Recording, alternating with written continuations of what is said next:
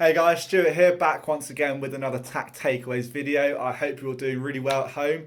I'm really enjoying these videos. I'm really enjoying you sending your questions in, so keep sending them in and we'll keep trying to answer them. So I thought I'd give it a go answering two questions in this video. One's from Isaac Arnott and one's from Amelia Beeston. So I'll start off with Isaac's, who is asking about our best achievement in running. And it's quite an easy one for me to answer, Isaac, because mine's quite a short list, I won't lie.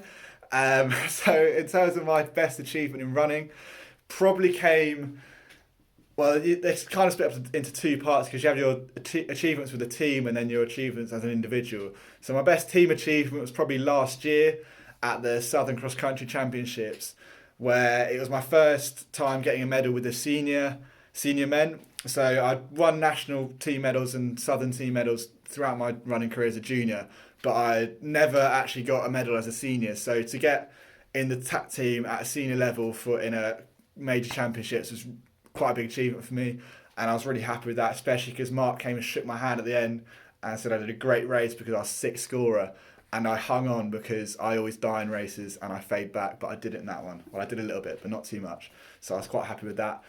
And in terms of individual performance, I can't remember when it was. I think I was lowest sixth at school, so year 12. And it was my first time breaking 2 minutes in the 800. And it was a really good race because I remember Ben Murphy was there as well, and so was Tim Fars. And I remember because I'd got so close, I got within half a second of breaking 2 minutes in the past, in the last few weeks before I did it. And I was so determined, and so was Ben and Tim. And then I went out ridiculously hard, smashed the first lap, and then a few people came past me at the home straight, but I hung on and actually beat Ben Murphy in that race as well. So holding you to that, Ben, when you're doing bits in the Olympics. So yeah, that was best achievement as an individual. So hope that answers your question, Isaac. Thanks for sending it in. Moving on to Amelia Beeston's question. It's a really good one about how often we should be doing hill sessions. And I think it's quite a tough question. Probably not the best person to answer it, but I'll give it a go anyway. I think it comes down to what we're actually training for. So obviously we have the cross country season and the track season, and it's good to do hill sessions throughout the year, but what format these hill sessions are in is going to change depending on what season we're in. So I'll start off with the cross country season, and personally I think once every 2 weeks, once every 3 weeks is plenty to be doing like a dedicated hill session where that whole session is surrounding hills.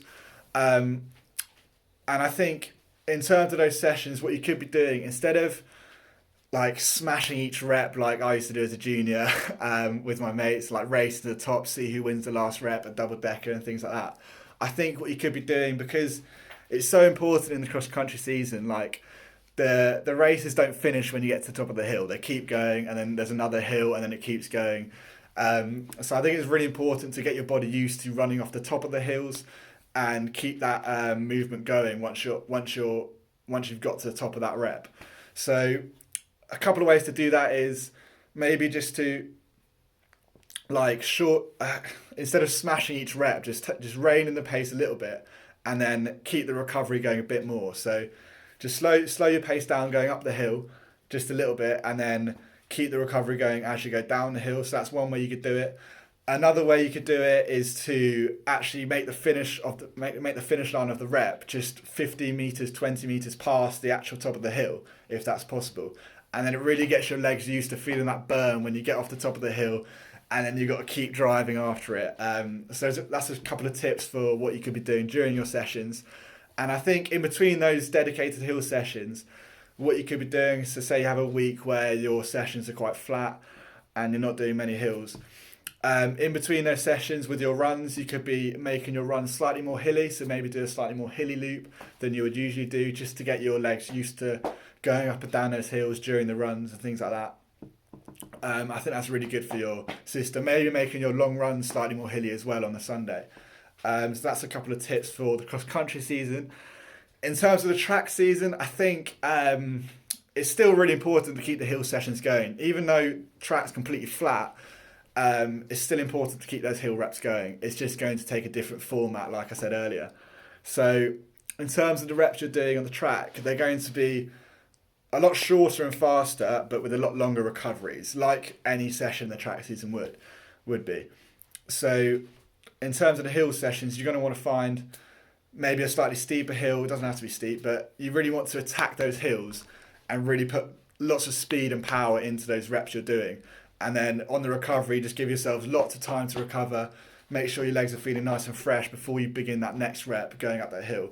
And then when you start that next rep, really attack it to get that power in there and get your legs used to feeling that lactic you would feel when you're coming down the home straight in like a 800 meter race or a 1500 meter race. So I think, yeah, just because track's flat doesn't mean you should stop doing your hill sessions. Keep them going.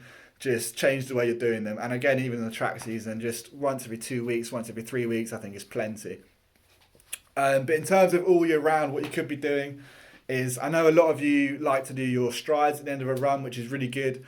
But what you could be doing, especially in the cross-country season, just getting a few, find like a not too steep, just a slight incline, maybe like a false flat, and just doing a few 20-second, 15-second strides up those at the end of your runs. I think that's really good just to get the body used to feeling that like hill in your legs and things like that.